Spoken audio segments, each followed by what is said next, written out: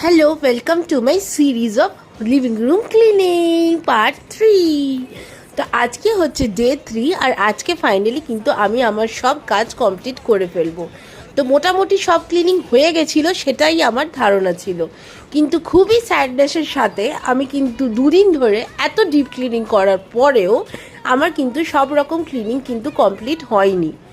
আজকে মোটামুটি ভেবেছিলাম শুধু জিনিসগুলো অ্যারেঞ্জমেন্টটা করলেই আমার কাজ শেষ হয়ে যাবে, কিন্তু সেই ধারণাটা আমার খুবই ভুল ছিল। সব রকম জিনিসগুলো অ্যারেঞ্জমেন্ট করার পরে আমি অবজার্ভ করলাম যে আমার জানলাগুলো বাইরে থেকে ভীষণভাবে ঝুল হয়ে গেছিলো। তোমরা তো আগের দুটো ব্লগ আমার দেখেইছিলে যে আমি কিন্তু ক্লিনিংটা করেছিলাম বাড়ির ভেতরটা, কিন্তু সেটাও আবার সন্ধেবেলায়। তো বিকেলবেলাতে আমি বুঝতে পারিনি যে বাড়ির বাইরেটা তো কিন্তু প্রচণ্ডভাবে নোংরা হয়ে আছে।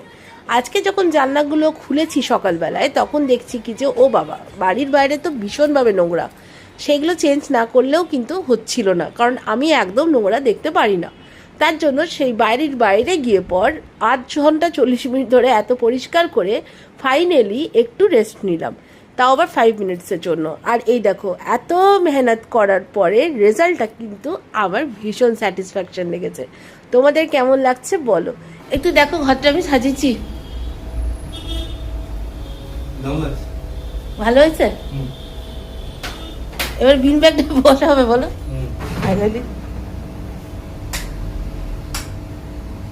আমাদের ঘরে অনেক আলো। তো দিনের বেলার লুকটা তো তোমরা দেখলেই, এবারে চলো রাতের বেলা মানে সন্ধ্যাবেলার লুকটা তোমাদেরকে একবার দেখাই। আমার কিন্তু বাড়িতে ভীষণভাবে লাইটস লাগাতে ভালো লাগে, তোমরা মোটামুটি অনেকেই জানো, কারণ আমি এটা কিন্তু সব রুমেই দেখতে পারবে।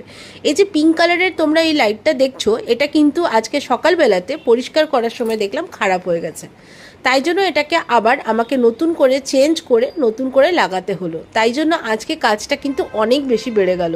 তারপরে ঘরে যেগুলো আগের দিনকে ক্লিন করেছিলাম সেই জায়গাগুলো দেখলাম আবার ঝুল পড়ে ডাস্ট হয়ে গেছে, তাই জন্য আমাকে কিন্তু শুরু থেকেই পুরো কাজটা আবার করতে হলো।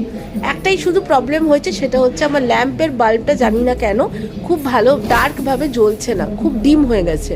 তোমরা যদি কেউ জানো সেটা সলিউশন, আমাকে প্লিজ কমেন্ট করো।